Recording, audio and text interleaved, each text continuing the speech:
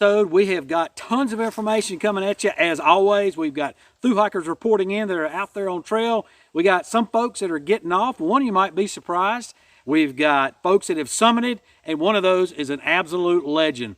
Can't wait to bring all that to you, and news that's coming up of what's going on the Appalachian Trail. So let's go ahead and dive right in. So we got Taco Cat and Turtle Toe. They have crossed over into Connecticut on the Sobo portion of their flip-flop, and they send in an update. Hi Ramdino, this is Taco Cat and Turtle Toe. We are at the Massachusetts-Connecticut border in Sages Ravine, and we have less than 900 miles to go. But what we really want to tell you is last week, we're going Sobo right now. Last week we were in Vermont and we saw a bunch of northbounders who were thinking they're gonna make it to Katahdin. Who am I to rain on their parade? But we saw some people in North Adams like 4 days ago, I think. Noodles and Feets and Smiles. We saw like 20 other people in the 3 or 4 days before that, including John Doe, who I do think is going to make it to Katahdin. So, can you move your head? Move your head. Thank you. So, no, over here. I'm glad you were done. There we go. They also indicated that they stayed there in Salisbury, Connecticut for a couple days there with the grandson, Ed, who is trying to create Grandma's Maria McCabe's tradition of opening her house to AT hikers alive. Have not ever heard of Maria before, but that is very cool. She died last year at the age of 94, so glad to see they're trying to continue that condition. They said they probably saw around 20 or more in the few days before that, all, and this is nubbos that they probably saw, all planning to come through Katahdin. So that would have been north there of Salisbury, Connecticut. And that's going to be interesting to see if they make it, because obviously that is pretty late in the season not to be going ahead and flipping ahead. We've only got, last year I believe, Katahdin opened sometime early to mid-October is when Katahdin closed. So, and when it closes, it's closed until well into the winter, till everything gets frozen over there. And it closes to protect the alpine environment there. So once everything gets kind of wet and it can, you know, hikers trotting over, it can cause a bunch of mud and damage to those alpine environment plants, then they shut it down until everything freezes back over and you're walking on ice up there, basically.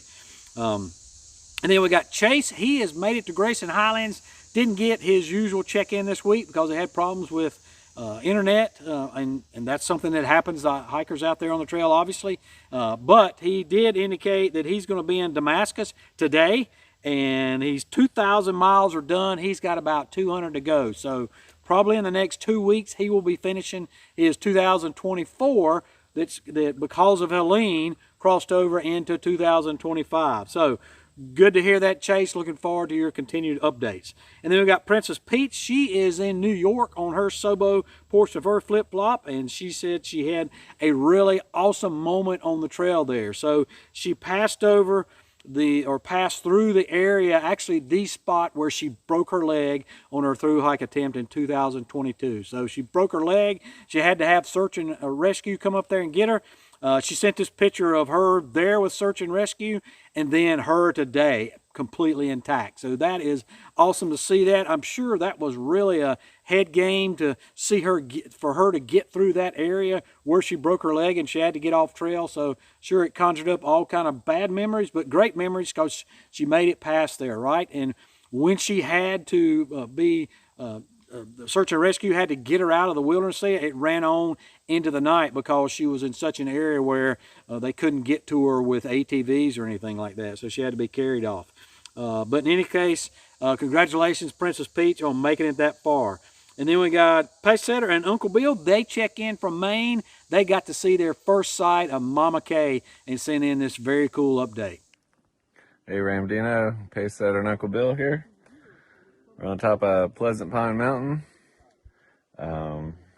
next to the last peak before we head down into Monson. It's amazing. And prep for the 100-mile wilderness, and then head to Mama Kay. And We've seen the mountain once before on the trip, but she's right there.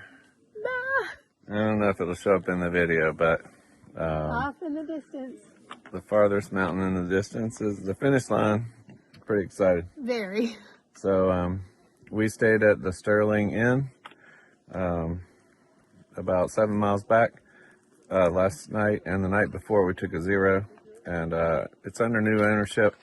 It's amazing. It's been around since 1816, and Thru-hiker bought it with his wife, and they're doing a great job, and it was packed with hikers. Oh yeah. Sobos and nobos, and we hear there's a big group coming in there tonight, but we had to get on the trail. So if you're in this area of Maine, highly recommended stop there. Absolutely. And great resupply too.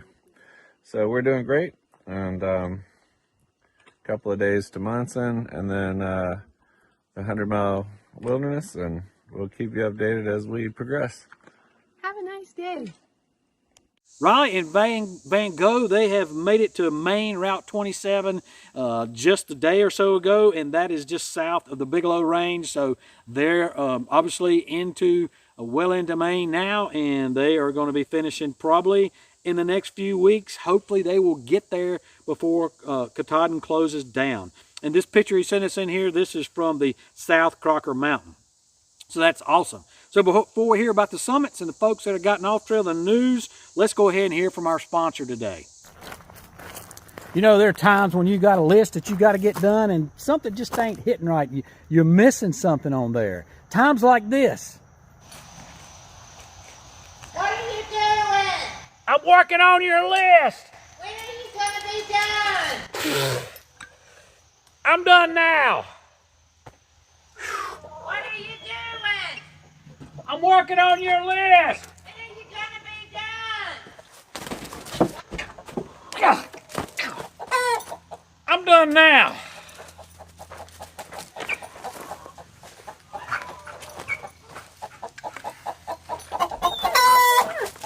Well, what you're missing is those electrolytes that you've been burning up while you're doing your list. That's potassium, magnesium, and sodium.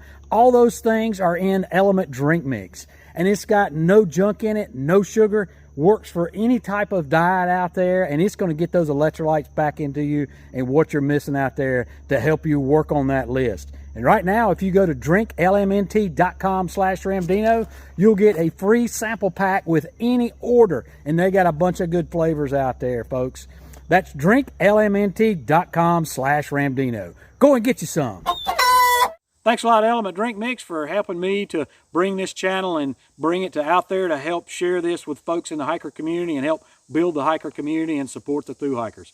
Now, let's go ahead and talk about who got off. So, Wander was on day 143 of his no-bow thru-hike, and his body just decided he is done, and that was he needed more time to rest. So he had suspended his effort to complete the entire hike now for 2025. He is going to come back and finish later after his body has had a chance to finish. He summited Mount Katahdin there on August 19th, and that was on the Sobo portion. He was starting of his flip-flop. He missed somewhere around 336 miles there of the trail in New Hampshire and Maine.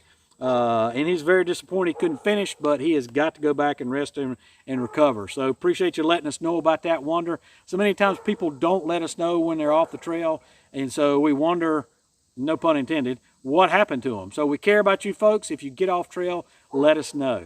And somebody else who has gotten off trail, and that is Stick the Eagle. So Stick the Eagle, he thru-hiked, I believe, in 2020, was it 2024? I believe so.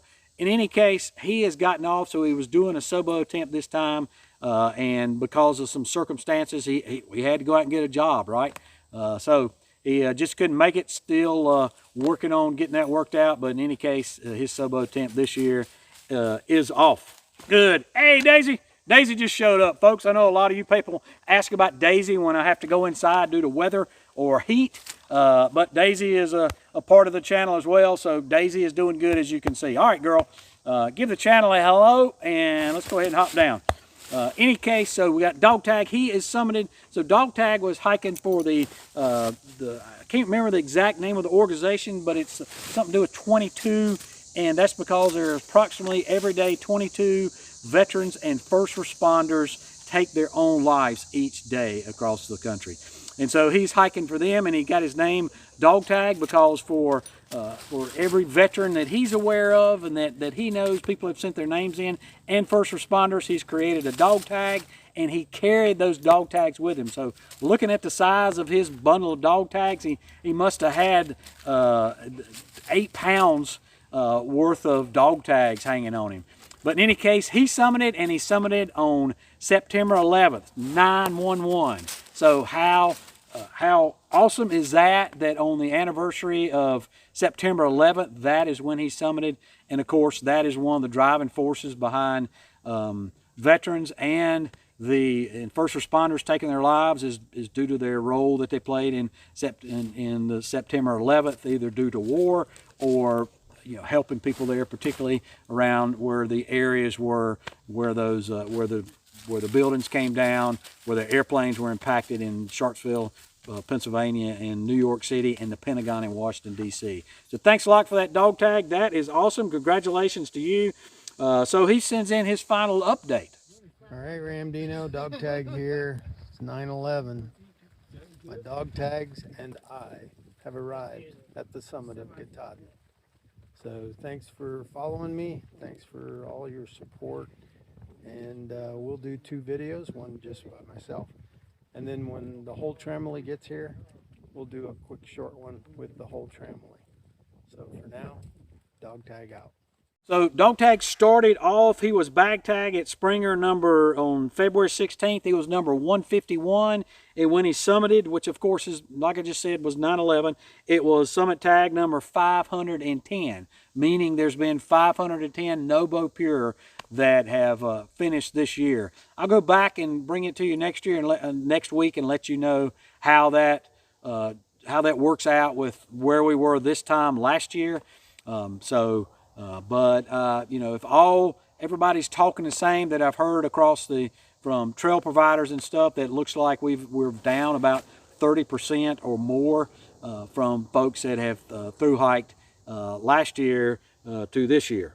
But anyway, back to Dog Tag. So Dog Tag had his gallbladder taken out on Father's Day during this hike, and the following Saturday, he was back out on trail making miles. So I'll leave a link to the website where you can go and give to his cause there down below. Very worthy cause. Of course, veterans, I'm a veteran, and veterans like that are near and dear to my heart, as are first responders. My job that I work for on a regular basis, that job is directly dealing with first responders, there be it firemen, police, or 911 facilities. And then also part of his family that hiked a good deal with him, and that was Silverback. So he also finished on 9/11, and he is most possibly the oldest Afro-American to complete the AT, and so he is 66 years of age. So congratulations to you, Silverback. That is awesome to see. He's agreed to an interview, so I can't wait to talk to him about his experience out there on the trail and what an awesome accomplishment that is. And then someone we're not following, but is worthy of, certainly worthy of bringing up and mention here, and that is Legend. So Legend is a lady, and she is 80 years old, and she finished her thru-hike at the approximately halfway point of the AT. So that is awesome. Congratulations to you, Legend. And so hiking at 80 and finishing a thru-hike, that gives me hope, right? All right.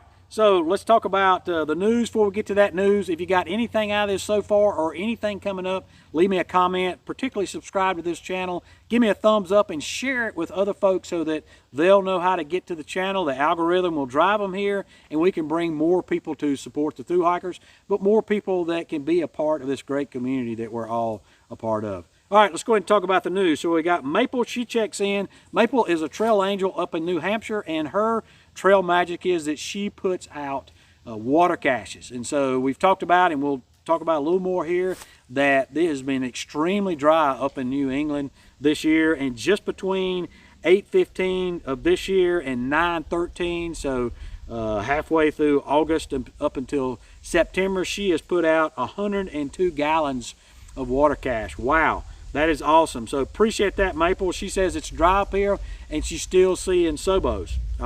Correction, nobos coming through there. And in fact, it's so dry, the National Forest Service, even as far south as the Green Mountains in Vermont, has put out some increasing fire danger and drought conditions alert up there. So they don't want anybody doing a campfire. If you are doing a campfire, they want you to be sure that you're tending it, be sure you're putting it out, but also that means that water sources in that area are going to be few and far between. We'll hear a little more about that here in just a minute. If you're hiking through the Smokies, either flip-flopping Sobo or section hiking, what have you out there, Newfound Gap road is open. So before that, we had a big, wasn't a huge landslide, but it was enough to shut it down for several weeks. Probably been close to maybe 6 weeks to maybe 2 months. But in any case, it's open now. The National Forest Service, in conjunction with the Park Service, has gotten in there. The Greater National Park Service, Great Smoky Mountains National Park, has gotten in there, and they've got it fixed. And so it took a lot. Looked like they had to move a lot of dirt, a lot of soil stabilization had to go on and bringing it in. And so hopefully they've got it now where they won't ever have another problem in that spot again. But the main thing is you don't have to go to Cherokee. You can now, and it's usually an easier hitch to get into Gatlinburg. Hitching there and hitching out. For whatever reason, a lot of folks don't go to Cherokee. They go to Gatlinburg because there's more hiker shuttles based there and more hostels and places to resupply that are based there. So good to hear that. And then an extremely aggravating, sad, whatever, tick you off type of thing that happened is somebody has vandalized the Katahdin sign up there. You know, it's bad enough when you got people that are tagging shelters. I don't know why people think that other folks want to see their initials somewhere, some stupid saying that they got to say. Nobody wants to see that. I don't know of anybody that puts that in their videos, you know, thinks enough of it that, hey, we want to see your initials carved in something. So some a-hole, sorry for the French, carved, 2 of them, carved their initials in the Katahdin sign up there. That's like hallowed ground. So the Baxter State Park, they're looking for them. They want to prosecute them. And so if you know who did that or whose initials they might have been, I'm going to leave there's a telephone number right here. You can call park headquarters. I'll also leave it down in the description section down there. But get in touch. This kind of junk needs to come to a stop. And I hate that when people ruin it for everybody else. But in any case, some people just don't care about anybody but themselves. And so they'll fix that. They'll either replace the sign or get rid of your initials up there. So don't think you put a lasting impression out there. All right, let's keep going on. So Spineless Cougar, he reports in that he's really not having that many AT folks come through now. So it looks like all he's got is long trail. Hadn't really seen many Sobo and has not seen hardly any. There was a couple AT folks that came through, but they started in like February. And so they may not be Nobo Pure. They may not be Thru-hikers that are coming through there. He did say the leaves are starting to change up there. And the temperatures are in the high 70s to low 80s. And he also indicated that there's been little to no rain here lately. They did have a little bit, but not enough to recharge water sources. And that there's not much expected this coming week. So the water sources that are typically fair to middling are dry, and the ones that are, that are typically a good source, those are drying up as well. We've got some other folks that are checking in with that as well. But we did not see on his stats this week many folks out there on the AT that we would consider actual Thru-hikers. And then Whispers, he reports in that they did have some rain last week, but things are still extremely dry.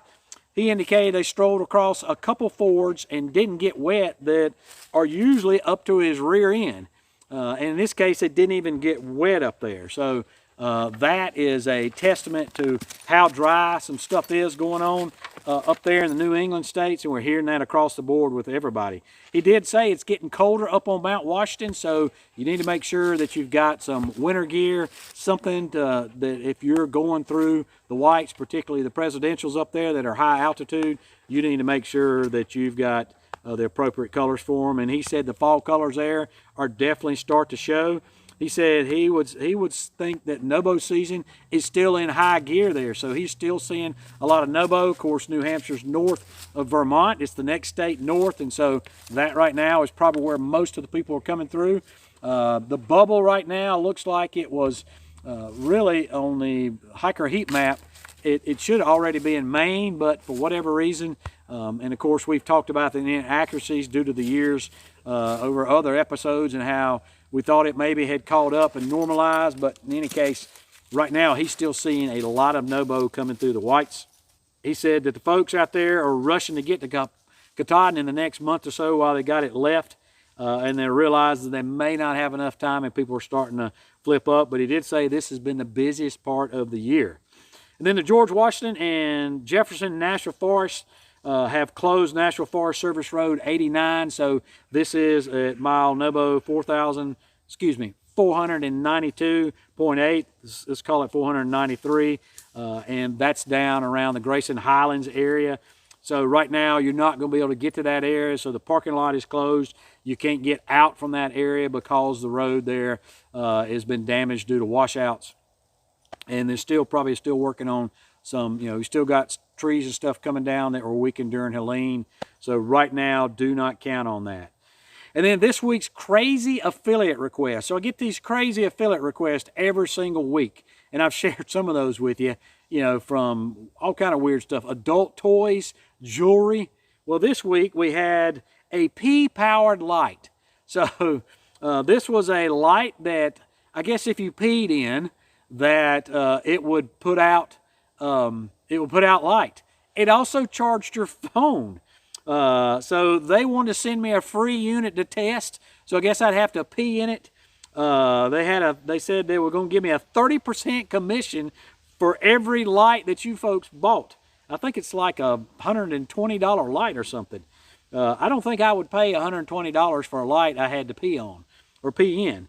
And I was going to get tiered bonuses up to $15,000. So y'all let me know if y'all want a pee-powered light. I'll rethink whether I want to do that affiliate request or not. And they said this had the chance to build something iconic in the outdoor prepper world by me agreeing to be a affiliate with them. And they ended it by saying, "Can I see myself in this movement?" So it's bad enough I have to do number one. I didn't know I was going to have to do number two to make this thing light up or to charge my phone. They also said it also could be powered by electrolytes. So I can guarantee you I'm not going to be pouring any of my element in this thing to make it light up or charge my phone. I'll just go without, folks. All right, folks, that is all I got for this week. Look for next week. I've got some exciting news for the class of 2026. And as usual, we'll have all kind of updates. That's all I got for this week. As always, appreciate you, and we hope to see you out here.